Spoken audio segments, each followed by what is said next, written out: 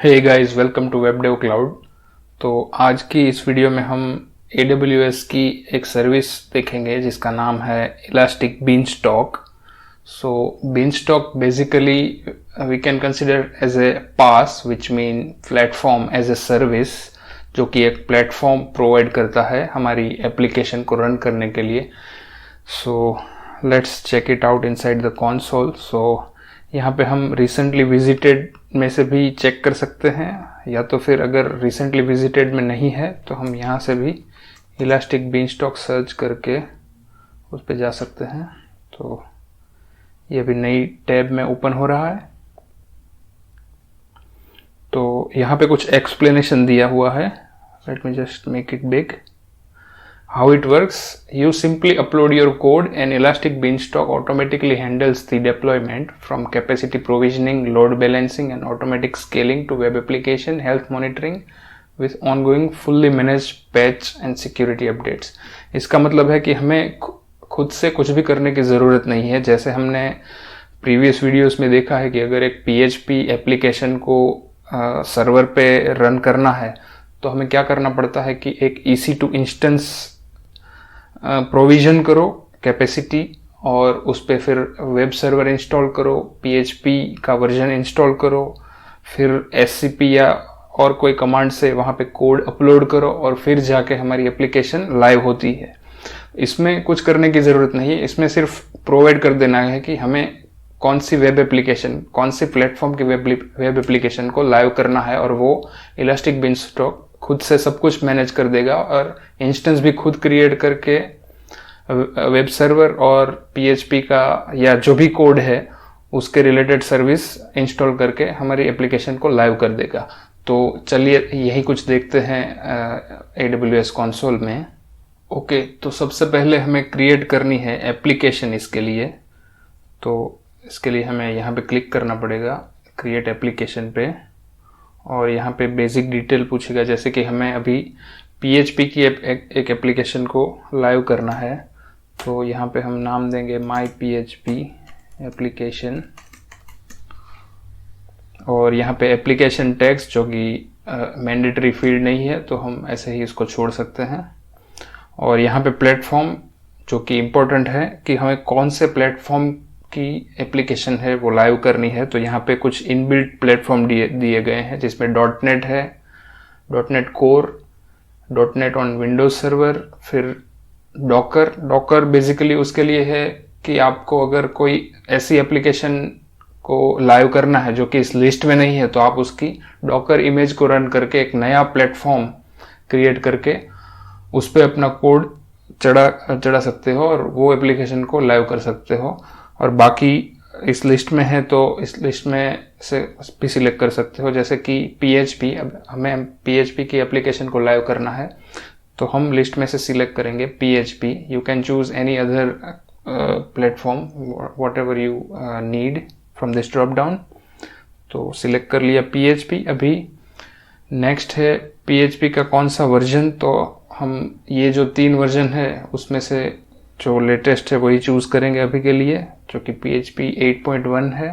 और ये platform version है जो कि बेसिकली ये इलास्टिक बीनस्टॉक का वर्जन है जो कि रिकमेंडेड है, तो हम वही यूज़ करेंगे।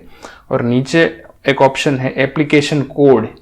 तो हमें सैम्पल एप्लीकेशन जो कि इलास्टिक बीनस्टॉक अपने आप से प्रोवाइड करता है वो रन करनी है, या हमारा खुद का कोड यानी कि हमारी खुद की जो एप्लीकेशन है वो रन करनी है, वो यहाँ से डिसाइड कर सकते हैं। तो अभी के लिए फ़िलहाल सैम्पल एप्लीकेशन चूज़ करते हैं, बाद में हम देखेंगे कि अपना कोड कैसे रन करना है यहाँ पे। तो यहाँ तक एप्लीकेशन का कॉन्फ़िगरेशन। अभी डायरेक्ट क्रिएट एप्लीकेशन नहीं करते हुए हम जाते हैं मोर ऑप्शंस में।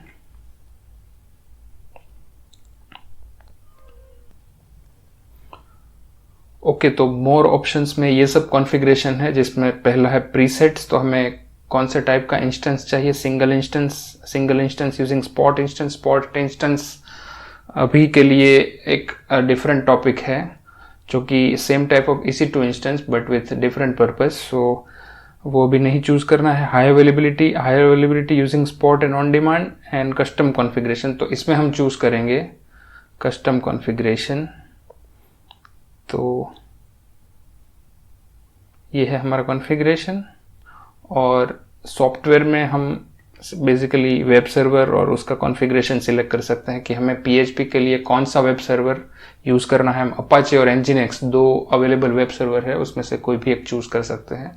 लेट्स से अपाचे, और वी कैन चूज़ Nginx। हम क्योंकि हमें कुछ भी कॉन्फ़िगरेशन नहीं करना है, कोई भी वेब सर्वर हो, हमें सिर्फ अपना कोड अपलोड करना है। फिर डॉक्यूमेंट रूट, जो कि अपाचे का डॉक्यूमेंट रूट है, /var/www/html या और कोई भी रूट है, तो वो भी ये इलास्टिक बिनस्टॉक खुद से मैनेज कर लेगा। फिर मेमोरी लिमिट, कि हमारी एप्लीकेशन को रन करने के लिए कितनी मेमोरी चाहिए, जो कि 256 MB डिफ़ॉल्ट है, हम अभी के लिए वही रखते हैं। और बाकी जो PHP के रिलेटेड पैरामीटर्स है वो बाय डिफ़ॉल्ट जो है वही रखते हैं। मैक्स एग्जीक्यूशन टाइम वो हम इंक्रीज भी कर सकते हैं बेस्ड ऑन आवर रिक्वायरमेंट। और लॉग स्टोरेज करना है या instance log streaming, cloud watch log करना है या नहीं, ये भी यहाँ से इनेबल या डिसेबल रख सकते हैं। तो अभी के लिए जो डिफ़ॉल्ट कॉन्फ़िगरेशन है उसी के साथ जाते हैं और सेव कर देते हैं। और दूसरा है इंस्टेंस, तो हमें कौन से टाइप का इंस्टेंस चाहिए वो भी यहाँ से सिलेक्ट कर सकते हैं। तो ये स्टोरेज टाइप है बेसिकली, तो वो अभी के लिए डिफ़ॉल्ट जो है वही रखते हैं। और इसमें बेसिकली हमें कुछ भी चेंज नहीं करना है। सिक्योरिटी ग्रुप ये अपने आप से क्रिएट करेगा, और उसके अलावा अगर आपको एडिशनल कोई सिक्योरिटी ग्रुप इसके साथ अटैच करना है तो आप इसमें से सिलेक्ट कर सकते हो। तो अभी के लिए जो डिफ़ॉल्ट क्रिएट करेगा उसी के साथ हम जाते हैं। तो save in this case as well. फिर आती है कैपेसिटी, हमें इंस्टेंस की कौन सी कैपेसिटी वाला इंस्टेंस चाहिए वो यहाँ से सिलेक्ट कर सकते हैं।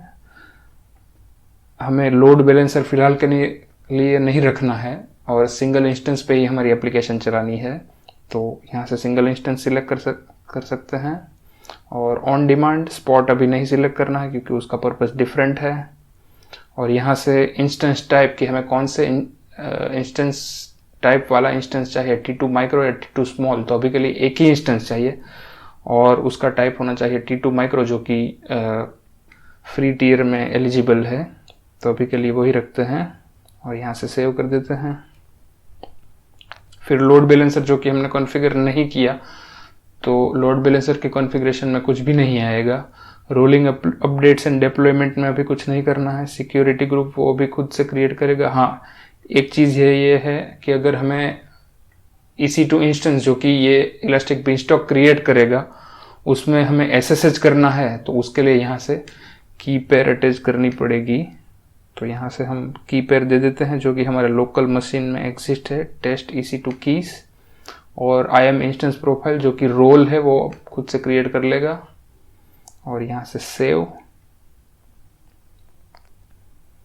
और नेक्स्ट नेटवर्क, अगर ये एनवायरनमेंट है हमें कोई VPC में चाहिए तो यहाँ से डिफ़ॉल्ट VPC सिलेक्ट कर सकते हैं। पब्लिक IP एड्रेस जो कि रिक्वायर्ड है, तो पब्लिक IP एड्रेस सिलेक्ट कर लेते हैं। और यहाँ से एक अवेलेबिलिटी जोन भी सिलेक्ट कर लेते हैं जिसमें हमारा इंस्टेंस बेसिकली रहेगा। और ये है डेटाबेस सबनेट्स। तो फिलहाल के लिए हमें डेटाबेस की कोई सेटिंग नहीं करनी, क्योंकि हमें कोई भी RDS डेटाबेस या ऐसा कुछ नहीं चाहिए हमारी एप्लीकेशन के साथ। सो फिलहाल इसके लिए यहाँ पे से कुछ भी सिलेक्ट नहीं करना है और सेव।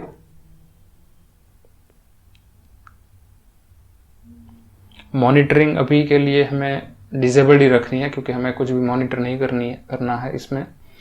और नोटिफिकेशन में कुछ भी नहीं। नेटवर्क जो कि हमें कॉन्फ़िगर कर लिया, VPC और सबनेट। डेटाबेस जो कि हम RDS या और कोई डेटाबेस अटैच कर सकते हैं, लेकिन अभी हमें नहीं चाहिए। टैग जो कि मैंडेटरी नहीं है तो वो भी नहीं रखते हैं। और यहाँ से क्रिएट एप्लीकेशन। सो नाउ ये कुछ थोड़ा बहुत टाइम लेगा ये इंस्टेंस को प्रोविजन करने में।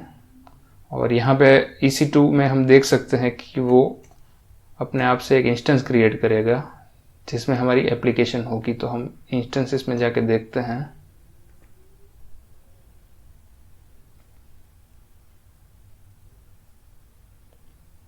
यहाँ पे से रिलोड करते हैं, थोड़ा टाइम लगेगा तो मैं यहाँ से थोड़ा फास्ट फॉरवर्ड कर देता हूँ।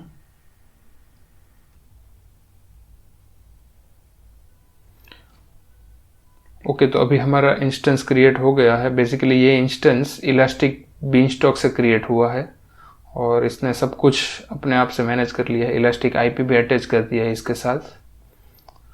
और अभी यहाँ पे देखेंगे रिलोड करके, तो यहाँ पे कुछ लॉग्स भी आ रहे हैं कि अभी कौन से स्टेज पे है हमारा एनवायरनमेंट। तो अभी ये क्रिएट हो गया है इंस्टेंस। तो अभी थोड़ी देर में हमारी वेबसाइट भी, जो कि सैम्पल एप्लीकेशन हमने चूज़ की है, वो भी लाइव हो जाएगी। So let's wait for few minutes.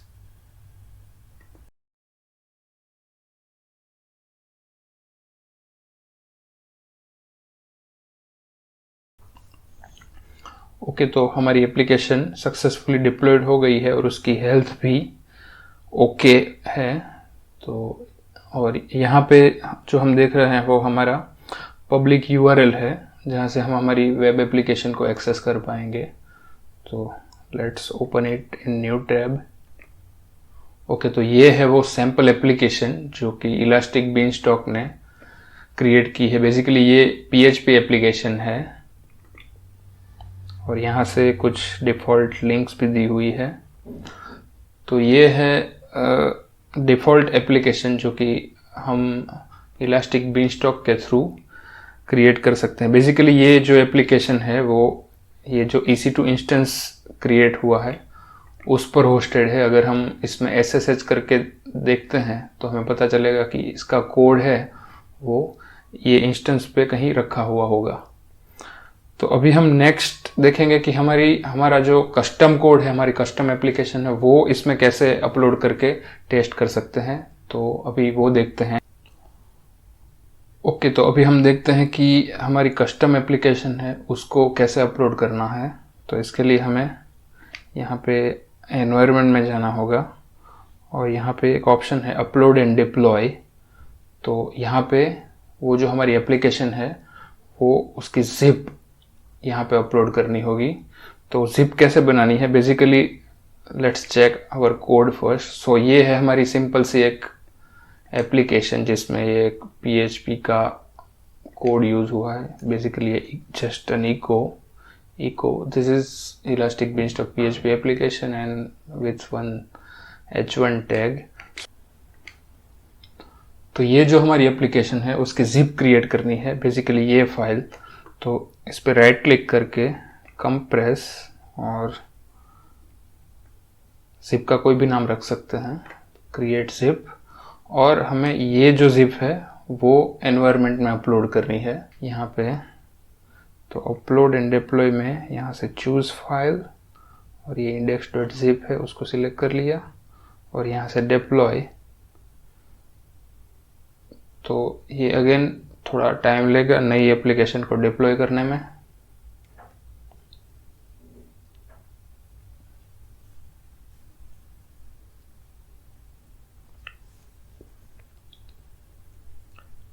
यहाँ पे हमारा एनवायरनमेंट और सब कुछ सेम है, सिर्फ हमारा कोड जो कि सर्वर पे जा रहा है वो चेंज हुआ है। पहले सिंपल सैम्पल एप्लीकेशन था जो कि इलास्टिक बीनस्टॉक PHP प्लेटफॉर्म के लिए प्रोवाइड करता था, और अब जो एप्लीकेशन होस्ट हो रही है, लाइव हो रही है, वो हमारा खुद का कोड है, हमारी खुद की वेब एप्लीकेशन है।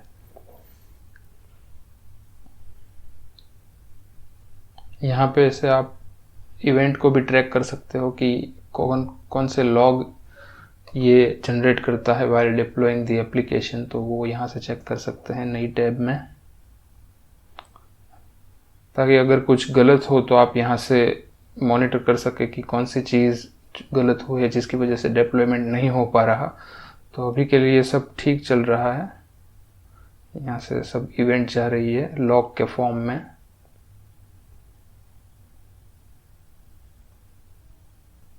ओके, तो अभी ये हमारा सैम्पल एप्लीकेशन है वो सक्सेसफुली डिप्लॉय हो चुका है। तो अभी हम चेक कर सकते हैं ये URL से। ओके, तो हमारी जो एप्लीकेशन है वो डिप्लॉय हो चुकी है। Welcome to AWS and this is elastic beanstalk PHP application. Okay, तो अब अगर हमें देखना है कि ये जो एप्लीकेशन है उसका कोड सर्वर पे कहाँ पे रखा हुआ है, तो इसके लिए हम SSH सर्वर पे SSH परफॉर्म करके देख सकते हैं। तो उसके लिए हमें EC2 के कंसोल में जाना होगा, EC2 के लिस्ट में। Let's check EC2 instances.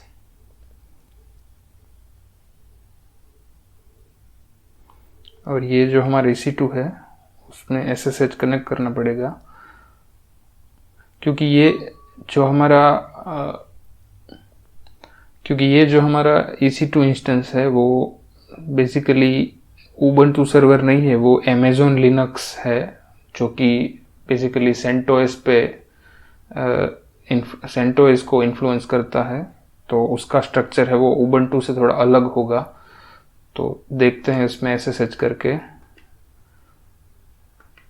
और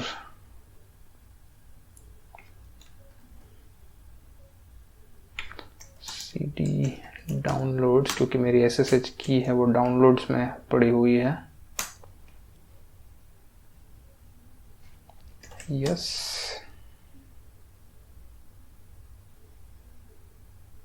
ओके, ये बेसिकली हमें कह रहा है कि रूट से लॉगिन मत करो, EC2-यूजर से लॉगिन करो, क्योंकि उबंटू अगर होता था तो यहाँ पे उबंटू लिख के आता था, रूट नहीं होता था। तो यहाँ पे हमें एक्सप्लिसिटली प्रोवाइड करना पड़ेगा EC2 यूजर, अब हम कनेक्ट कर पाएंगे।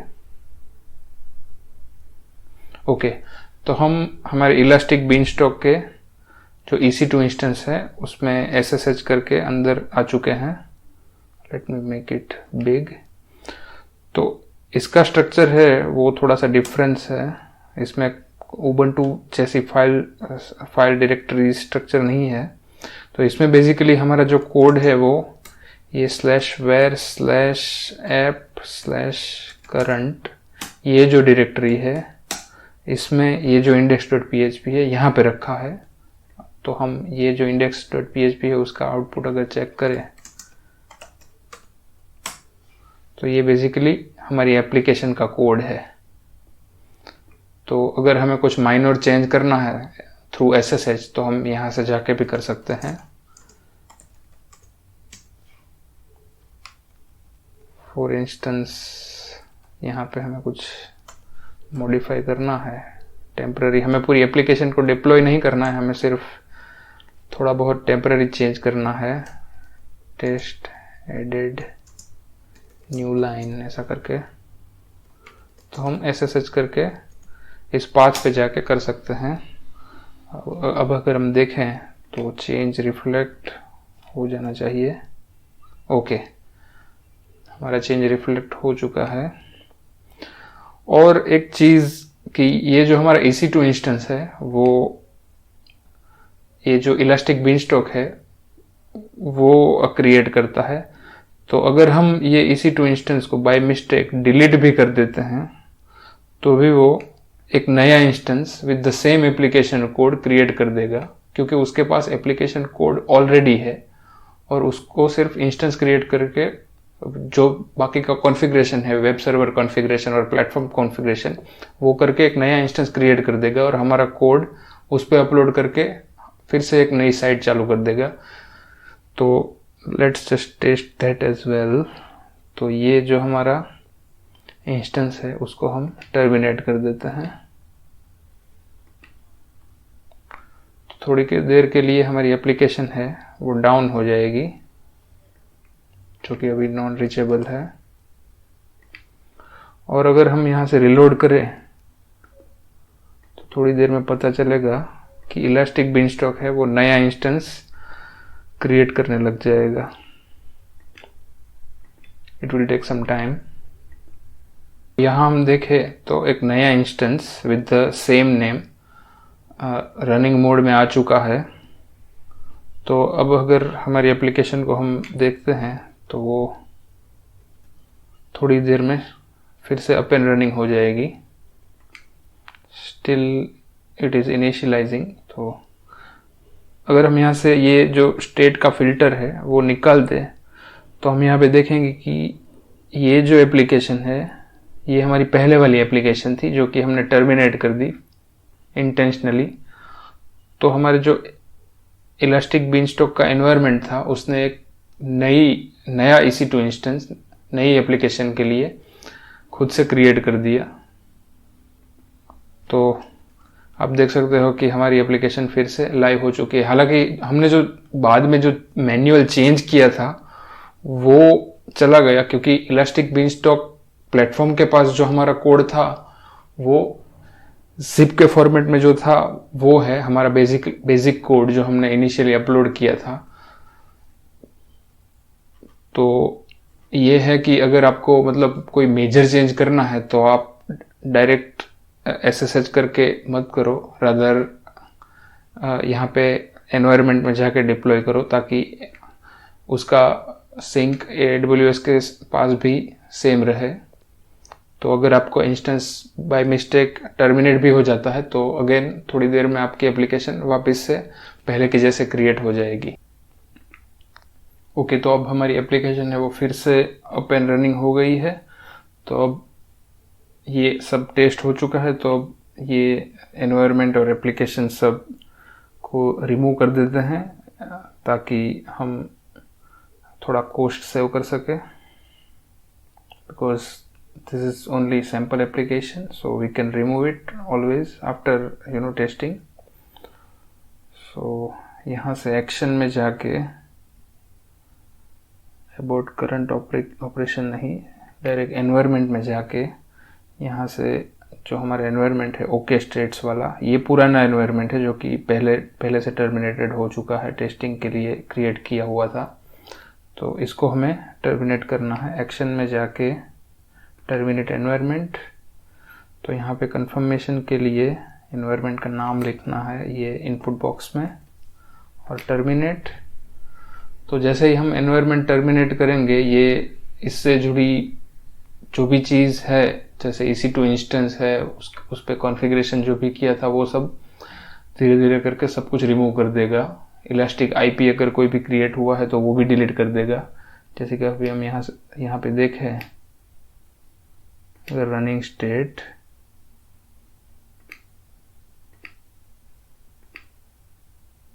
तो अभी देखो कोई भी इंस्टेंस नहीं बचा क्योंकि इसने इंस्टेंस जो था वो डिलीट कर दिया है। इलास्टिक IP भी देख लेते हैं कि इलास्टिक IP है या वो भी रिमूव कर दिया। ओके, ये रहा इलास्टिक IP। अभी इलास्टिक IP है क्योंकि अभी ये रिमूव नहीं हुआ, थोड़ी देर में ये भी रिमूव हो जाएगा क्योंकि हमारी एप्लीकेशन है, हमारा एनवायरनमेंट है वो भी रिमूव हो रहा है।